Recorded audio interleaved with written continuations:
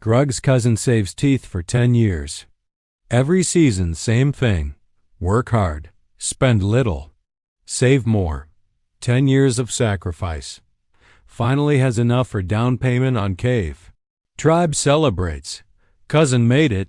They say real cave owner now. 5 years later, cousin needs to move for better hunting. Tries to sell cave. Market has dropped. Cave worth less than he paid. Still owes teeth on mortgage. Cannot sell without losing everything. Cousin stuck. 10 years of savings essentially frozen. Meanwhile, Grug's other friend has been renting a small tent, saved the difference, and invested it in index funds. When opportunity came, friend packed tent in 2 hours and left. Portfolio came with him. Same income. Very different outcomes. Today, Grug challenged the single most repeated financial myth in modern cave society. Renting is not throwing teeth away. The correct answer depends entirely on your situation, local market, and honest assessment of your life plans. When you rent, you pay for shelter, flexibility, and zero maintenance. You also throw money away on food every day. Housing is a service you consume. Now let Grug show you the true cost of owning a cave, including everything mortgage calculators hide. Down payment opportunity cost.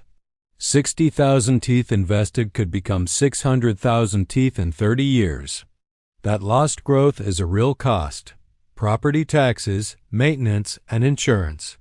On a 300,000 tooth cave, that is thousands of teeth every year. Transaction costs are also huge. Add all of this up. The true monthly cost of owning is often significantly higher than the mortgage payment alone suggests. Greetings, fellow hunter-gatherers.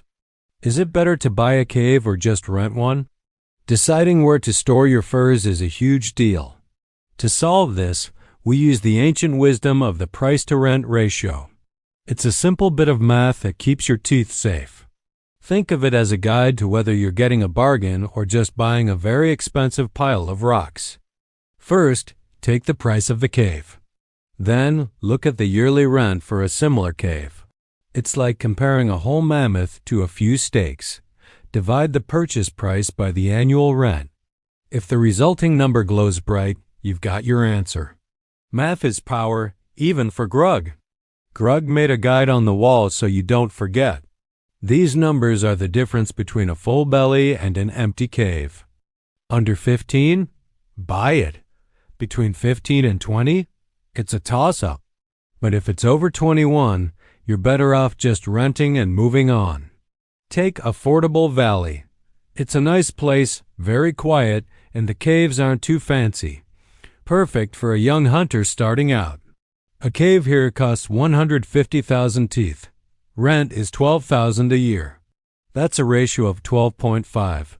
Grug says, buy that cave. But look at expensive city. These caves are huge, but the price is enough to make a saber-toothed tiger cry. At 800,000 teeth to buy but only 24,000 to rent, the ratio is 33. That's way too high. Just rent and keep your savings. Even in the future, places like New York or Toronto have ratios so big you'd need a whole mountain of teeth to buy. Don't forget the hidden costs. Buying a cave comes with taxes, maintenance, and fees that eat your teeth faster than a hungry wolf. You have to stay in your cave for at least 5 to 7 years to make the transaction costs worth it. It's a long-term commitment. Between agent fees and closing costs, you could lose 30,000 teeth before you even light your first fire. Poof! Gone like smoke. So the rule of thumb, if you aren't staying for 7 years or the ratio is high, renting is your best friend. Look at my cousin. He bought a cave with a high ratio, and now he's stuck there even though the mammoths have moved north. Renting gives Grug the freedom to follow the herd. Be smart, use the ratio, and hunt where the grass is greenest. See ya. Grug sits by fire with cave wall full of questions. Grug has framework now, but Grug knows numbers alone are not enough. Must ask right questions before making biggest financial decision of life. Grug carves 6 questions into cave wall. Grug say, answer these honestly, then decide. Question 1. Grug asks himself, how long will I realistically stay in this cave? Grug is honest. Less than 5 years, strongly consider renting. More than 7 years, buying becomes increasingly attractive. Grug knows many cave people lie to themselves on this question. They say 10 years. They move in 3. Be honest. Question 2. Grug checks price to rent ratio in his specific market, not national average. His actual market. Below 15. Buying likely makes mathematical sense. Above 20. Grug does careful math. Above 25. Grug very seriously considers renting and investing difference. Question 3. Grug calculates down payment opportunity cost. Grug has 60,000 teeth saved for down payment. Grug asks, what happens if I invest this in index funds instead? At 8% annual return over 20 years, 60,000 teeth becomes approximately 280,000 teeth. Grug compares this to expected home equity after same 20 years. Grug is sometimes surprised which number is bigger. Many cave people are shocked by this calculation when they actually do it. Question 4. Grug calculates true monthly cost of owning, not just mortgage. Mortgage plus property tax plus insurance plus maintenance plus any community fees. Grug adds everything up. If total exceeds 30% of monthly income, Grug shakes head. This is what Grug calls being cave poor. Cave owns you. You do not own cave. Question 5. Grug asks honestly, what does owning give me beyond the numbers? Stability for young cave children in same school system. Community roots built over years. Freedom to renovate and make cave truly home. Control over living situation that renting never provides. Grug acknowledges these things have real value. Not everything is mathematics. But Grug also watches himself carefully here. Because Grug notices that cave people often use emotional reasons to justify financial decisions they have already made. They want the cave, so they find reasons why buying must be smart. Grug asks himself, am I analyzing this situation or rationalizing it? There is a big difference. Question 6. Grug asks the hardest question. Am I buying because numbers make sense and timing is right? Or am I buying because tribe expects it and I feel pressure? Grug looks around village. Social pressure to own property is enormous. Parents asking when you buy cave. Friends showing off new caves. Culture treating renting as failure and owning as success. Grug sits quietly with this question for a long time.